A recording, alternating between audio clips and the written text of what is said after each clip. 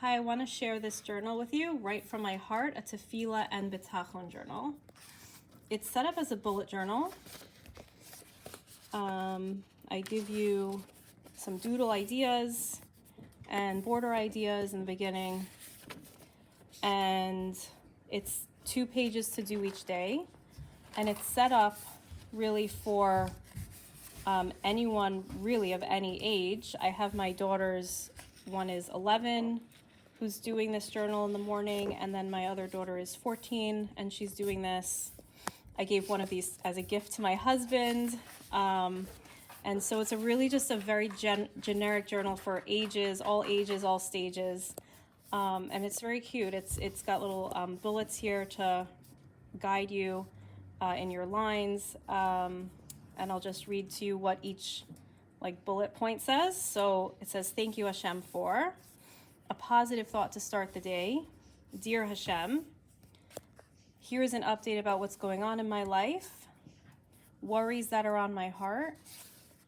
Hashem, there is one more thing I want to share with you." And this one says, "People I am davening for."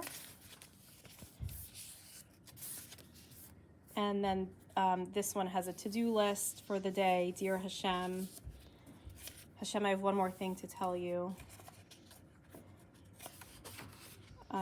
And then I have, let me show you these pages. Wait, I'm just trying to find it. I have a blank page here, and that's where you can doodle, whatever quotes, whatever thoughts. You can write, draw a picture, anything that you want to say to Hashem. This is your space to spend a few minutes with Hashem. And it's kind of like a prayer map also. Like you're mapping out your prayers. You're saying who you're davening for, what you want to say to Hashem, your gratitude, things that are worrying you, positive thoughts that you have. On this page it says, Hashem, you are, I am thankful for, and I need.